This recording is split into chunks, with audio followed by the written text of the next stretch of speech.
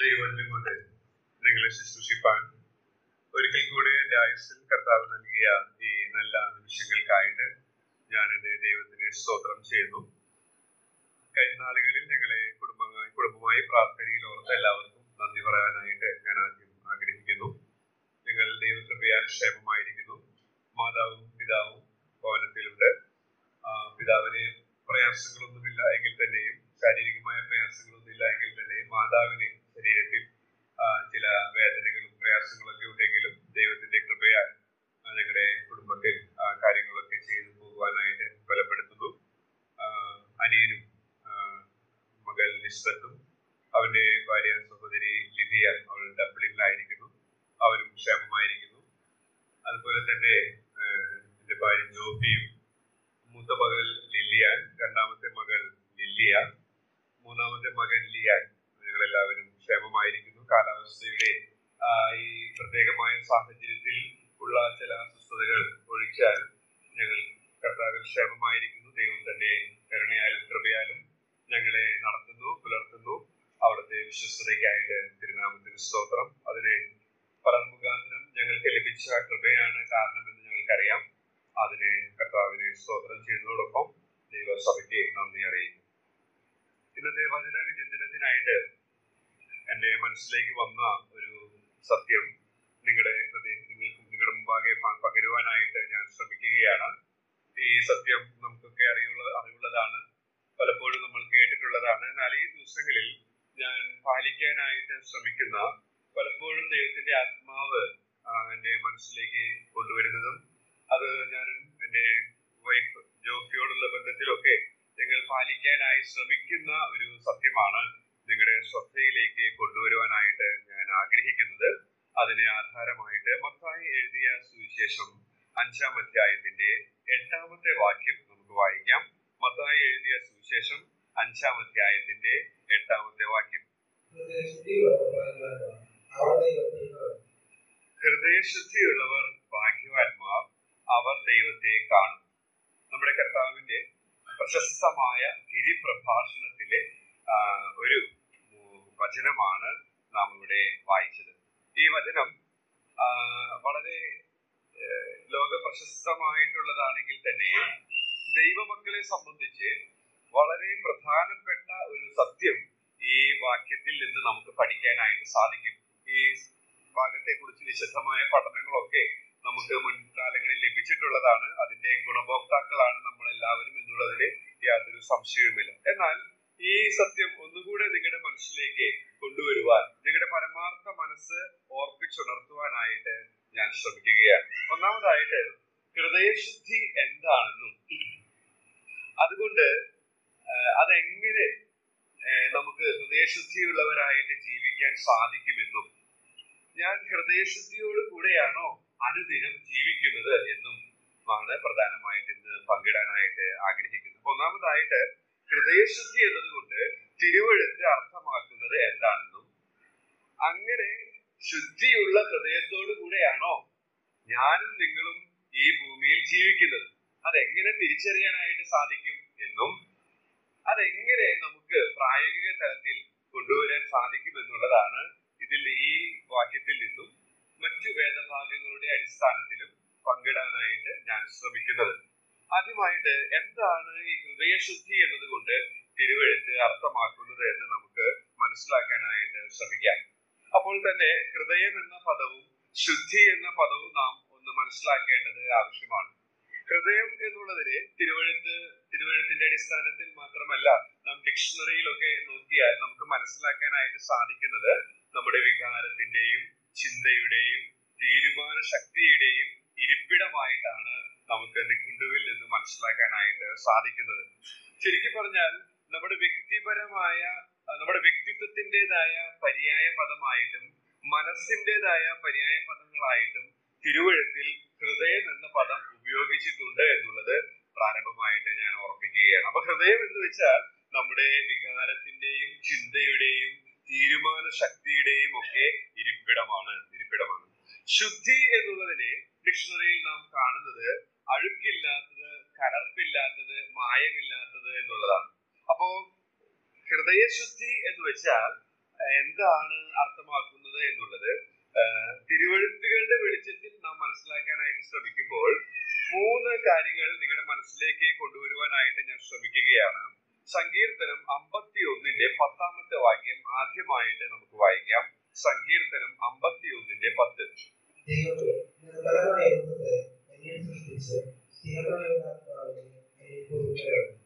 സ്ഥിരമായൊരു ആത്മാവിനെ എന്നിൽ പുതുക്കേണം, നിർമ്മലമായ ഒരു ഹൃദയം എന്നിൽ സൃഷ്ടിച്ചു. എന്ന് വെച്ചാല് ദൈവത്തിൽ കേന്ദ്രീകൃതമായ, ദൈവത്തിനെ മാത്രം ആഗ്രഹിക്കുന്ന ഒരു ഹൃദയാവസ്ഥ. അപ്പൊ ശുദ്ധമായ ഹൃദയം എന്ന് പറയുമ്പോൾ തിരുവെഴുത്ത് ഒരു ദൈവപൈതലിനെ സംബന്ധിച്ച് അർത്ഥമാക്കുന്നത് പരമാർത്ഥമായ, എന്ന് വെച്ചാൽ ദൈവത്തിന്റെ കൂടെ ദൈവത്തെ മാത്രം ആഗ്രഹിക്കുന്ന ഒരു ഹൃദയാവസ്ഥയെ കുറിച്ചാണ് എന്നുള്ളത്. ദൈവത്തിൽ സ്ഥിരമായിരിക്കുന്ന ഒരു ആത്മാവ്, ദൈവത്തിൽ സ്ഥിരമായി കേന്ദ്രീകരിക്കുന്ന ഒരു ഹൃദയാവസ്ഥയെയാണ് ഉദ്ദേശിക്കുന്നത് എന്നുള്ളത് അതിന്റെ ആദ്യത്തെ അർത്ഥമായിട്ട് നമുക്ക് മനസ്സിലാക്കാനായിട്ട് സാധിക്കും. ദൈവത്തിൽ മാത്രം കോൺസെൻട്രേറ്റ് ചെയ്യാൻ ശ്രമിക്കുന്ന ഒരു അവസ്ഥ, അതിനെയാണ് ശുദ്ധിയുള്ള ഹൃദയത്തിന്റെ അർത്ഥമായിട്ട് നമുക്ക് മനസ്സിലാക്കാനായിട്ട് സാധിക്കുന്നത്. സങ്കീർത്തനം തന്നെ 78-ാം സങ്കീർത്തനം അതിന്റെ 72-ാം വാക്യത്തിലേക്ക് വരുമ്പോൾ മറ്റൊരു ആശയം, മറ്റൊരു അർത്ഥം നമുക്ക് മനസ്സിലാക്കാനായിട്ട് സാധിക്കും. സങ്കീർത്തനം 78-ന്റെ 72-ാമത്തെ വാക്യം.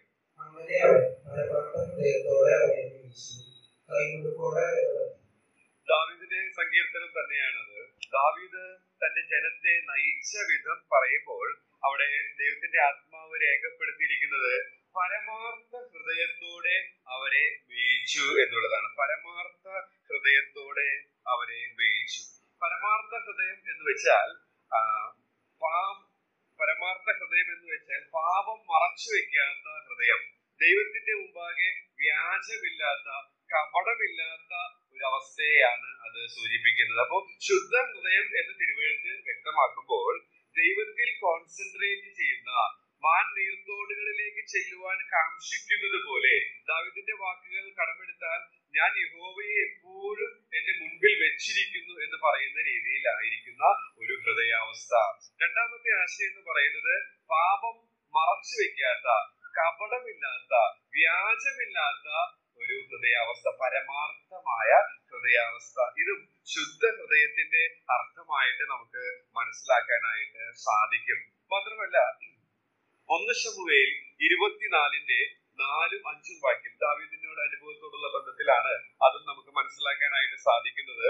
ശമൂവേലിന്റെ 1-ാം പുസ്തകം 24-ാം അധ്യായത്തിന്റെ 4-5 വാക്യങ്ങൾ.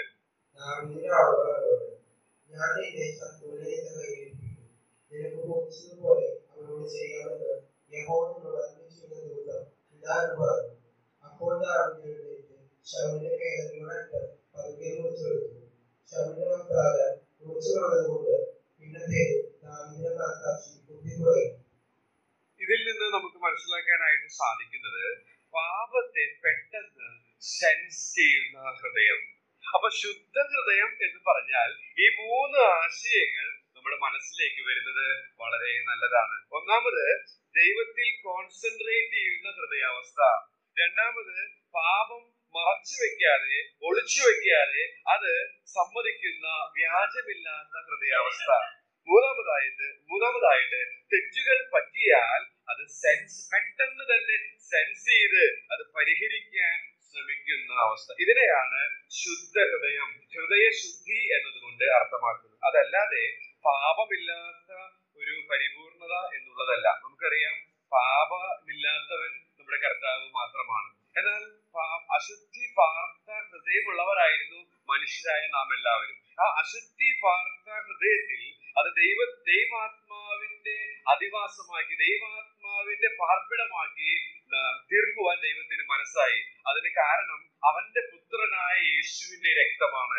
കാലാകാലങ്ങളിൽ അവന്റെ പുത്രനായ യേശുവിന്റെ രക്തത്തിൽ ഞാനും നിങ്ങളും ശരണപ്പെട്ടപ്പോൾ അശുദ്ധി പാർത്ത ഹൃദയം ശുദ്ധിയുള്ളതായി തീർന്നു എന്ന് വെച്ചാൽ നമ്മുടെ കർത്താവിന്റെ പോലെ എന്നുള്ള അർത്ഥത്തിലല്ല. പ്രായോഗികമായി ചിന്തിക്കുമ്പോൾ പാപമില്ലാത്തവൻ നമ്മുടെ കർത്താവ് മാത്രമാണ്. എന്നാൽ ഈ ഭൂമിയിൽ ജീവിക്കുമ്പോൾ നമ്മുടെ ഹൃദയത്തിൽ പാപത്തിൻ്റെതായിട്ടുള്ള അഴുക്ക് പറ്റാനായിട്ട് സാധ്യതയുണ്ട്. അപ്പോ അങ്ങനെയുള്ള ഒരു ജീവിതത്തിൽ നാം മുന്നോട്ട് പോകുമ്പോൾ ഹൃദയശുദ്ധി എന്നതുകൊണ്ട് ദൈവത്തിന്റെ ആത്മാവ് അർത്ഥമാക്കുന്നത് അതെ ദൈവത്തിൽ കോൺസെൻട്രേറ്റ് ചെയ്യാനായിട്ട് ശ്രമിക്കുന്ന ഹൃദയാവസ്ഥയും പാപം മറച്ചു വെക്കാതെ അത് ഒളിച്ചു വെക്കാത്ത ഹൃദയാവസ്ഥയും മാത്രമല്ല തെറ്റുപറ്റിയ അത് പെട്ടെന്ന് സെൻസ് ചെയ്ത് അത് ഉടനെ അത് പരിഹരിക്കുന്ന അത് കഴുകിക്കളയാൻ ശ്രമിക്കുന്ന ഹൃദയാവസ്ഥയുമാണ് ഹൃദയശുദ്ധി എന്നതുകൊണ്ട് അർത്ഥമാക്കുന്നത്. നമ്മുടെ ജീവിതത്തിൽ ഇങ്ങനെയുള്ള ഒരു ഹൃദയത്തോടു കൂടെ ജീവിക്കണമെന്നാണ് ദൈവത്തിന്റെ ആത്മാവ് നമ്മെ കുറിച്ച് ആഗ്രഹിക്കുന്നത്. പാപമില്ലാതെ പാപം ചെയ്യാതെ ജീവിക്കാൻ നമുക്ക് ഈ പാലിൽ സാധിക്കുകയില്ല. കാരണം നമ്മുടെ ശരീരത്തിന്റെ വീണ്ടെടുപ്പ് സാധിച്ചിട്ടില്ല, അത് പൂർത്തീകരിച്ചിട്ടില്ല. എന്നാൽ ശുദ്ധ ഹൃദയത്തോടെ എനിക്കും നിങ്ങൾക്ക് ജീവിക്കാൻ സാധിക്കുമെന്ന് ദൈവത്തിന്റെ ആത്മാവ് പറയുകയാണ്. അപ്പോൾ ഞാനും നിങ്ങളും ശുദ്ധ ഹൃദയത്തോടെ ജീവിക്കുന്നവരാണോ എന്നുള്ള സത്യമാണ് നിങ്ങളുടെ ശ്രദ്ധയിലേക്ക് ഈ പ്രാവശ്യം കൊണ്ടുവരുവാനായിട്ട് എനിക്ക് നിർബന്ധമുള്ളത്. ഞാനും അതിന് ശ്രമിക്കുന്നു, ഞാനും എന്റെ കുടുംബവും അതിന് ശ്രമിക്കുന്നു. അതുകൊണ്ടാണ് ഈ കാര്യം പറയാനായിട്ട് ഞാൻ ശ്രമിക്കുന്നത്. പലപ്പോഴും ഹൃദയത്തെ വിശ്വാസികളുടെ ഹൃദയത്തെ കുഷ്ഠം പിടിച്ച അവസ്ഥയ്ക്ക് സമാനമായിട്ട് ഒരു എഴുത്തുകാരൻ രേഖപ്പെടുത്തിയത് ഞാൻ വായിച്ചിട്ടുണ്ട്. ശരിക്കും അത് യാഥാർത്ഥ്യമാണ്. കാരണം കുഷ്ഠം നമ്മുടെ ഹൃദയത്തിൽ വരികയാണ്, അല്ലെങ്കിൽ ശരീരത്തിൽ ബാധിച്ചിട്ടുണ്ടെങ്കിൽ ആ രോഗം നമ്മെ കീഴടക്കിയാൽ നമ്മുടെ ആ സെൻസേഷൻ, ആ സ്പർശന ശേഷി നഷ്ടപ്പെടാനായിട്ട് ഇടയായിട്ട് തീരും. അങ്ങനെ സ്പർശന ശേഷി നഷ്ടപ്പെടുമ്പോൾ അത് വളരെ അപകടകരമായ ഒരു അവസ്ഥയാണ് എന്നുള്ളത് ഞാൻ വിവരിക്കാതെ തന്നെ നിങ്ങൾക്ക് അറിവുള്ളതാണ്. നമ്മുടെ ആത്മീക മനുഷ്യനോടുള്ള ബന്ധത്തിൽ, നമ്മുടെ ആത്മീക ഹൃദയത്തോടുള്ള ബന്ധത്തിൽ ഈ പാപം എന്ന കുഷ്ഠം നമ്മെ കാർന്നു തിന്നുകയാണെങ്കിൽ പാപത്തെ സെൻസ് ചെയ്യാൻ നമുക്ക് സാധിക്കാതെ വളരെ അപകടകരമായ അവസ്ഥയിലേക്ക് പോകാനായിട്ട് ഇടയായിട്ട് എന്നിലും നിങ്ങളിലും ഈ അസുഖം അതിന്റെ അളവ് വളരെ വ്യത്യസ്തമായിരിക്കും. അതെങ്ങനെ മനസ്സിലാക്കാം? നമ്മുടെ ജീവിതം തന്നെ നാം ഒന്ന് വിലയിരുത്താനായിട്ട് ശ്രമിച്ചാൽ നമുക്കത് മനസ്സിലാക്കാനായിട്ട് സാധിക്കും. ചിലർക്കൊക്കെ ഇത് കൂടിയ അളവിലായിരിക്കും, ചിലപ്പോഴൊക്കെ ചെറിയ അളവിലായിരിക്കും, ചിലപ്പോൾ അതൊക്കെ മറഞ്ഞിരിക്കുകയാണ്, ചിലപ്പോൾ അത് ഈ സ്വമേധയാ പാപങ്ങളായിട്ട് നാം തിരുവഴുത്തിൽ വായിക്കുന്നത് പോലെ സ്വമേധയാ പാപങ്ങളായിരിക്കാം, മറഞ്ഞിരിക്കുന്ന പാപങ്ങളായിരിക്കാം. അങ്ങനെ പല നിലകളിൽ ഇത് നമ്മുടെ ഉള്ളിൽ ഉണ്ട് എന്നുള്ളതാണ്. എന്നാൽ ഇത് തിരിച്ചറിഞ്ഞ് ശുദ്ധ ഹൃദയത്തോടുകൂടെ ജീവിക്കാനായിട്ട് ഞാനും നിങ്ങളും ശ്രമിക്കേണ്ടത് ആവശ്യമാണ് എന്നുള്ളതാണ് ഇവിടെ നിന്ന് പ്രാരംഭമായിട്ട് നിങ്ങളുടെ പരമാർത്ഥ മനസ്സ് ഓർപ്പിച്ചുണർത്തിക്കാൻ ആഗ്രഹിക്കുന്നത്. ദൈവത്തിൽ മാത്രം കോൺസെൻട്രേറ്റ് ചെയ്യുന്ന, ദൈവത്തെക്കാൾ അധികം ഒന്നിനെയും ആഗ്രഹിക്കാത്ത, പാപം ഒളിച്ചു വെക്കാത്ത, പാപം മറച്ചു വെക്കാത്ത, പാപത്തെ പെട്ടെന്ന് സെൻസ് ചെയ്യുന്ന അവസ്ഥ, അതാണ് ശുദ്ധ ഹൃദയം എന്നുള്ളത് കൊണ്ട് അർത്ഥമാക്കുന്നത്. അപ്പൊ ആദ്യത്തെ ഭാഗം ഞാൻ വിടാനായിട്ട് ആഗ്രഹിക്കുകയാണ്. ഹൃദയശുദ്ധി എന്നുള്ളതാണ് പറയാനായിട്ട് ശ്രമിക്കുന്നത്. ഹൃദയശുദ്ധിയുള്ളവർ ഭാഗ്യവാന്മാരാണ് എന്നാണ് ഇവിടെ നാം കാണുന്നത്. അവർ ദൈവത്തെ കാണും എന്നാണ് നാം ഇവിടെ വായിക്കുന്നത്. അവർ ദൈവത്തെ കാണും. ശരിയായ തർജ്ജമയിൽ ദൈവത്തെ കണ്ടുകൊണ്ടിരിക്കും എന്നുള്ളതാണ്. എന്നിങ്ങനെയും നമുക്കത് തർജ്ജമ ചെയ്യാമെന്നാണ് വേദപണ്ഡിതർ പറയുന്നത്. അവർ ദൈവത്തെ അവരുടെ ജീവിത സാഹചര്യങ്ങളിൽ കണ്ടുകൊണ്ടിരിക്കും. അങ്ങനെ കണ്ടുകൊണ്ടിരിക്കുന്ന, അല്ലെങ്കിൽ ഹൃദയശുദ്ധിയോടെ ജീവിച്ചു എന്ന് എങ്ങനെ നമുക്ക് മനസ്സിലാക്കാനായിട്ട് സാധിക്കും? ചില ഭക്തരുടെ അനുഭവങ്ങളിലൂടെ കടന്നു പോകുമ്പോൾ അവരുടെ ജീവിത സാഹചര്യങ്ങളിൽ അവർ പ്രതികരിച്ച വിധങ്ങളിൽ നിന്ന് അവർ ഹൃദയശുദ്ധിയുള്ളവരായിരുന്നു എന്നുള്ളത് നമുക്ക് മനസ്സിലാക്കാനായിട്ട് സാധിക്കും. അപ്പൊ അതിൽ നിന്ന് നാം പഠിക്കേണ്ട പാഠം എന്ന് പറയുന്നത്, ഞാൻ എന്റെ ജീവിതത്തിൽ ഹൃദയശുദ്ധി പാലിക്കുന്നുണ്ടോ എന്നുള്ളത് ആ ജീവിതങ്ങളിലൂടെ പോകുമ്പോൾ നമുക്ക് മനസ്സിലാക്കാനായിട്ട് സാധിക്കും. അതാണ് രണ്ടാമതായിട്ട് ഞാൻ പറയാനായിട്ട് ശ്രമിക്കുന്നത്. എങ്ങനെ എനിക്കത് തിരിച്ചറിയാനായിട്ട് സാധിക്കും? ഹൃദയശുദ്ധിയോട് കൂടെയാണോ ഞാൻ ജീവിക്കുന്നത്? പാപം മറച്ചു വെക്കാത്ത ഒരു ജീവിതമാണോ? പാപം ഒളിച്ചു വെക്കാത്ത ജീവിതമാണോ? പാപത്തെ പെട്ടെന്ന് സെൻസ് ചെയ്യുന്ന ജീവിതമാണോ? ദൈവത്തിൽ മാത്രം ശ്രദ്ധ കേന്ദ്രീകരിച്ചിരിക്കുന്ന, ദൈവത്തെ മാത്രം ആഗ്രഹിക്കുന്ന ഒരു ജീവിതമാണോ ഞാൻ നയിക്കുന്നത് എന്ന് എങ്ങനെ എനിക്ക് തിരിച്ചറിയാൻ സാധിക്കും? തിരുവഴുത്തിലെ ചില വ്യക്തിത്വങ്ങളിലേക്ക് നമുക്കൊന്ന് വേഗത്തിലൊന്ന് നോക്കാം. അതിന്റെ അടിസ്ഥാനത്തിൽ നമുക്ക് സ്വയം വിലയിരുത്താം, നാം ശുദ്ധിയുള്ള ഹൃദയത്തോടു കൂടെയാണോ ജീവിക്കുന്നത് എന്ന്. നമുക്ക് വളരെ പരിചിതമായ ഒരു വ്യക്തിയാണല്ലോ ഉൽപ്പത്തി പുസ്തകം 39-ാം അധ്യായത്തിൽ കാണുന്ന യോസേഫ് എന്ന് പറയുന്ന ചരിത്ര പുരുഷൻ. യോസേഫിന്റെ ജീവിതത്തിലേക്ക് നമുക്കൊന്ന് വേഗത്തിൽ പോകാം. ഉൽപ്പത്തി അധ്യായത്തിന്റെ 9-ാമത്തെ വാക്യം നമുക്ക് വായിക്കാം. ഉൽപ്പത്തി പുസ്തകം 39-ാം അധ്യായത്തിന്റെ 9-ാമത്തെ വാക്യം.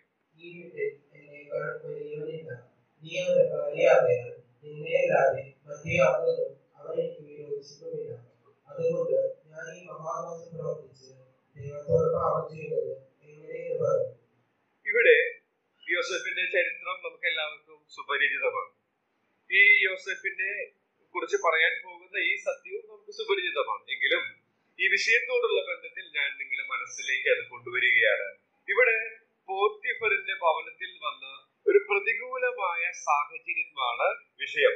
ആ പ്രതികൂലമായ സാഹചര്യത്തിൽ യോസേഫിന്റെ ഹൃദയശുദ്ധി നമുക്ക് കാണാനായിട്ട് സാധിക്കും. കാരണം ഹൃദയശുദ്ധിയുള്ളവർ അവരുടെ ജീവിത സാഹചര്യങ്ങളിൽ ദൈവത്തെ കാണുമെന്ന് നമ്മുടെ കർത്താവ് പറഞ്ഞിട്ടുണ്ട്. അങ്ങനെയെങ്കിൽ ആ വചനം യോസേഫിന്റെ ജീവിതത്തിൽ അന്വർത്ഥമായ രംഗമാണ് നാം ഈ വാക്യത്തിൽ കാണുന്നത്. പ്രത്യേക പ്രതികൂലമായ സാഹചര്യത്തിൽ അവൻ പോത്തിഫറിന്റെ ഭാര്യയല്ല കണ്ടത്, മറിച്ച് അവൻ ദൈവത്തെ അവൻ കാണാനായിട്ട് ഇടയായിട്ടുണ്ട്. അതുകൊണ്ടാണ് അവിടെ നാം ദൈവത്തിന്റെ വാക്ക് അവിടെ പരാമർശിച്ചിരിക്കുന്നുണ്ട്. അതുകൊണ്ട് ഞാൻ ഈ മഹാദോഷം പ്രവർത്തിച്ച് ദൈവത്തോട് പാപം ചെയ്യുന്നത് എങ്ങനെ? അപ്പോ ജീവിത സാഹചര്യങ്ങളിൽ ഹൃദയശുദ്ധിയോടെയാണോ ഞാനും നിങ്ങളും ജീവിക്കുന്നത് എന്നെങ്ങനെ തിരിച്ചറിയാൻ സാധിക്കും? പ്രതികൂലങ്ങളായ സാഹചര്യങ്ങൾ, ഇവിടുത്തെ പ്രതികൂലമല്ല ഒരു പക്ഷേ നമ്മൾക്ക് വരുന്നത്, ഒരു പക്ഷെ ഇതുപോലെയുള്ള പ്രതികൂലങ്ങളായിരിക്കാം വരുന്നത്. എന്തു തന്നെയായാലും ജീവിതത്തിന്റെ പരിപരുത്ത യാഥാർത്ഥ്യങ്ങളുടെ മധ്യത്തിൽ ഹൃദയശുദ്ധിയോടെയാണ് ഞാനും നിങ്ങളും ജീവിക്കുന്നതെങ്കിൽ ദൈവത്തെ കാണാനായിട്ട് സാധിക്കും. ഇവിടെ യോസേഫിന് അത് സാധിച്ചു.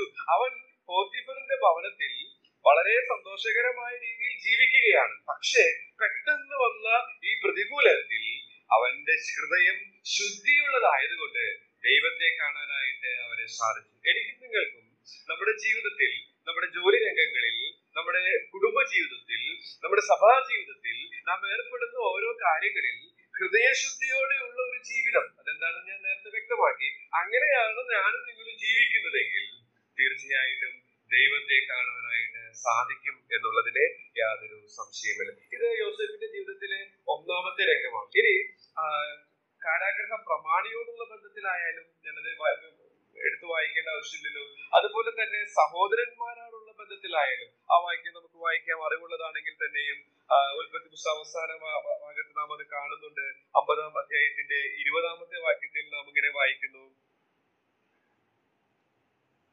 ഉൽപ്പത്തി 50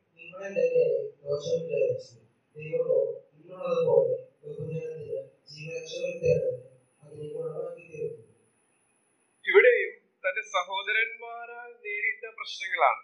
അതുകൊണ്ട് തന്നെ തന്റെ ആയുസിന്റെ നല്ലൊരു ഭാഗം, നമ്മുടെ ഭാഷയിൽ പറഞ്ഞ നല്ല രീതിയിൽ ആസ്വദിക്കേണ്ട ഒരു പോർഷൻ അവനെ ആ രീതിയിൽ നഷ്ടപ്പെടാനായിട്ട് ഇടയായിട്ടുണ്ട്. പക്ഷേ അവന്റെ ഹൃദയ ശുദ്ധിയുള്ളതായിരുന്നു. എങ്ങനെ മനസ്സിലാക്കാം?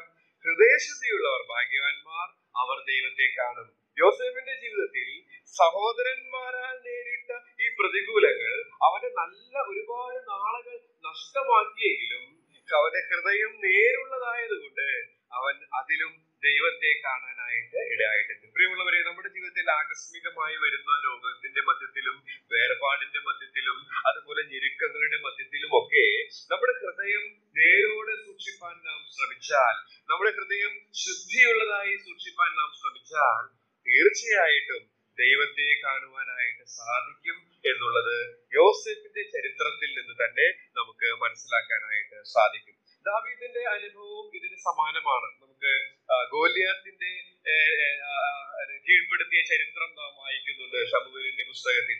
ആ ശമൂവേലിന്റെ പുസ്തകത്തിൽ ബാലനായ ആ യോദ്ധാവാണെങ്കിലും ബാലനായ ആ ദാവീദ് ഗോലിയാത്തിന്റെ ആ ആകാര സൗഷ്ഠവത്തെയോ അതുപോലെ തന്നെ തന്റെ ആയുധങ്ങളെയോ അതുപോലെ തന്നെ ശത്രുവിന്റെ വലുപ്പത്തെയോ അല്ല അവിടെ കാണുന്നത്. ആ പ്രതികൂലങ്ങളുടെ മധ്യത്തിലും ദാവീദ് കാണുന്നത് തന്റെ ദൈവത്തെയാണ്.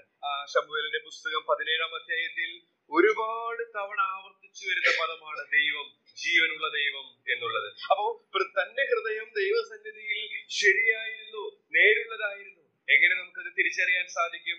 ഗോലിയാത്തിനെ കീഴ്പ്പെടുത്തിയ ചരിത്രത്തിൽ രേഖപ്പെടുത്തിയിരിക്കുന്ന ആ താളുകളിലൂടെ നാം പോകുമ്പോൾ ആ പ്രതികൂലങ്ങളുടെ മധ്യത്തിൽ രാജാവ് പകച്ചിരിക്കുന്ന നേരത്ത്, കരുത്തരായ ഇസ്രായേൽ സൈന്യം ഭയപ്പെട്ടിരിക്കുന്ന രംഗത്ത് ഉറച്ചു നിന്ന് വീര്യം പ്രവർത്തിക്കാനായിട്ട് ദാവീദിന് സാധിച്ചത് താൻ വിശ്വസിച്ച ദൈവത്തെ അവൻ കണ്ടത് കൊണ്ടാണ്. അതിന് കാരണം അവന്റെ ഹൃദയം ദൈവമുമ്പാകെ നേരുള്ളതായിരുന്നു. ദൈവം നമ്മിൽ നിന്ന് പ്രതീക്ഷിക്കുന്ന അടിസ്ഥാനപരമായ ഒരു സത്യമാണിത്. നമ്മുടെ ഹൃദയം ദൈവമുമ്പാകെ എപ്രകാരം ഇരിക്കുന്നു, ശുദ്ധിയുള്ള ഹൃദയം ആയിരിക്കാനാണ് അശുദ്ധി പാർത്ത ഹൃദയത്തിൽ നിന്ന് അവന്റെ പുത്രനായ യേശുവിന്റെ രക്തത്താൽ അവനിലുള്ള വിശ്വാസത്താൽ ശുദ്ധീകരിച്ചത്. ആ ലഭിച്ച ശുദ്ധീകരണം അതിൽ നിലനിൽക്കാൻ എനിക്കും നിങ്ങൾക്കും സാധിക്കേണ്ടതാണ്. അതിനുള്ള എല്ലാ പ്രൊവിഷൻസും ദൈവത്തിന്റെ വചനത്തിലൂടെ ദൈവത്തിന്റെ ആത്മാവ് നമുക്ക് നൽകുന്നുണ്ട്.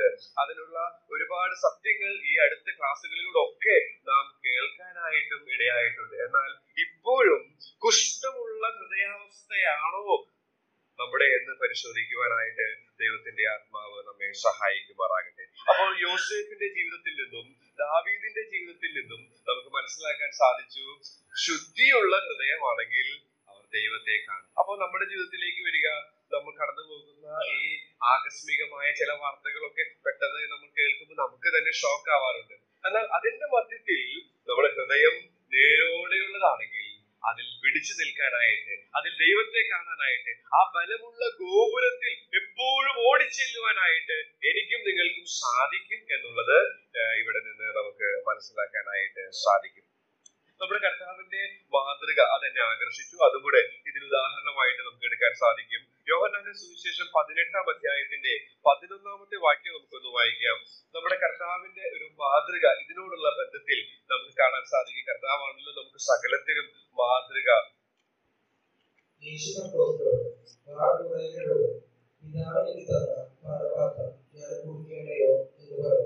ഈ രംഗവും നമുക്ക് സുപരിചിതമാണ്. ഇവിടെ പത്രോസ് ആ പട്ടാളക്കാരനെ നോക്കുമ്പോൾ നമ്മുടെ കർത്താവ് പിതാവിനെ നോക്കുന്നതായിട്ട് നമുക്ക് കാണാനായിട്ട് സാധിക്കും. നമ്മുടെ കർത്താവിനെ പോലെ ശുദ്ധനായ പാപമില്ലാത്തവനായിട്ടുള്ളവൻ വേറെ ആരുമില്ല എന്നുള്ളത് നമുക്കറിയാം. ആ കർത്താവിന്റെ മാതൃക, കർത്താവിന്റെ വാക്ക് തന്നെ കർത്താവ് ഇവിടെ പാലിക്കുകയാണ്. ഹൃദയശുദ്ധിയുള്ളവർ ഭാഗ്യവാന്മാർ, അവർ ദൈവത്തെ കാണും. ജീവിതത്തിന്റെ പ്രത്യേകമായ സാഹചര്യത്തിൽ പടയാളികളാൽ ചുറ്റപ്പെട്ട് തന്റെ പിതാവ് ഏൽപ്പിച്ച ദൗത്യം പൂർത്തീകരിക്കാനായിട്ട് പോവുകയാണ്. അങ്ങനെയുള്ള പ്രത്യേകമായ എന്താ പറയാ, വളരെ പ്രയാസകരമായ ആ വേളയിൽ പിതാവിനെ കാണുന്ന കർത്താവിനെ നമുക്ക് ഇവിടെ കാണാനായിട്ട് സാധിക്കും. എന്നാൽ പത്രോസിന് ഇവിടെ പരാജയപ്പെട്ടു. പത്രോസ് ആ പട്ടാളക്കാരിലേക്കാണ് അവന്റെ നോട്ടം പോയത്. അപ്പൊ അതിൽ നിന്ന് ശുദ്ധിയുള്ള ഹൃദയം എല്ലായ്പ്പോഴും ദൈവത്തിൽ കേന്ദ്രീകരിക്കും, ദൈവത്തെ കണ്ടുകൊണ്ടിരിക്കും. ജീവിത സാഹചര്യങ്ങളുടെ മധ്യത്തിൽ പതറാതെ കർത്താവിനെ നോക്കി മുന്നോട്ട് പോകുന്നതായിരിക്കും എന്നുള്ളത് നമുക്ക് അവിടെ മനസ്സിലാക്കാനായിട്ട് സാധിക്കും. ഒടുവിലായിട്ട് ഇതെങ്ങനെ സാധിക്കും? ഞാൻ രണ്ട് കാര്യങ്ങളാണ് പറയാൻ ശ്രമിച്ചത്. ഒന്ന്, എന്താണ് ഈ ശുദ്ധിയുള്ള ഹൃദയം എന്നുള്ളത് കൊണ്ട് അർത്ഥമാക്കുന്നത്. രണ്ടാമത്, അത് എന്റെ ഹൃദയം ശുദ്ധിയുള്ളതാണോ എന്ന് എങ്ങനെ നമുക്ക് വരച്ചു നോക്കാം. ജീവിത സാഹചര്യങ്ങളിൽ ദൈവത്തെ കാണാനായിട്ട് എനിക്കും നിങ്ങൾക്കും സാധിക്കുന്നുണ്ടോ? അങ്ങനെ സാധിക്കുന്നുണ്ടെങ്കിൽ ഉറപ്പ് നമ്മുടെ ഹൃദയം ശുദ്ധിയുള്ളതാണ്. അങ്ങനെ അല്ലെങ്കിൽ എവിടെയോ കുഷ്ഠം ബാധിച്ചിരിക്കുന്നു. ഒരു പക്ഷേ സ്ഥാനമാനങ്ങൾക്ക് വേണ്ടിയുള്ളതായിരിക്കാം, ഒരു പക്ഷേ പണത്തിന് വേണ്ടിയുള്ളതായിരിക്കാം, ഒരു പക്ഷേ മറ്റു പല ആഡംബരങ്ങൾക്ക് വേണ്ടിയോ ലൗകിക സുഖങ്ങൾക്ക് വേണ്ടിയോ ജഡീക ഭോഗങ്ങൾക്ക് വേണ്ടിയോ ഉള്ളതൊക്കെ ആയിരിക്കാം. ജഡത്തിനും മനോവികാരങ്ങൾക്കും ഇഷ്ടമുള്ളതിനായിരിക്കാം. അങ്ങനെയുള്ള കുഷ്ഠം ചെറിയ രീതിയിലെങ്കിലും വലിയ രീതിയിലെങ്കിലും നമ്മെ ബാധിച്ചാൽ ഈ ശുദ്ധിയുള്ള ഹൃദയാവസ്ഥ സൂക്ഷിപ്പാൻ നമുക്ക് സാധിക്കില്ല. അങ്ങനെ വരുമ്പോൾ ജീവിത സാഹചര്യങ്ങളുടെ മധ്യത്തിൽ നാം പതറിപ്പോകും. ജീവിത സാഹചര്യങ്ങളുടെ മധ്യത്തിൽ ദൈവത്തെ കാണാൻ സാധിക്കുകയില്ല. അതുകൊണ്ട് ഈ പ്രധാനപ്പെട്ട സത്യം ശരിയായ രീതിയിൽ പാലിക്കാൻ എനിക്കും നിങ്ങൾക്കും ദൈവത്തിന്റെ ആത്മാവ് സഹായിക്കുമാറാകട്ടെ. തിമോഥെയോസിന്റെ 1-ാമത്തെ ലേഖനം എഴുതുമ്പോൾ അത് അവസാനിക്കുന്നതിന് മുൻപ് പ്രിയ മകനായ തിമോഥെയോസിനെ പൗലോസ് കൊടുക്കുന്ന ഒരു നിർദ്ദേശം, പല നിർദ്ദേശങ്ങളാണ് അവസാന ഭാഗത്ത് കാണുന്നത്.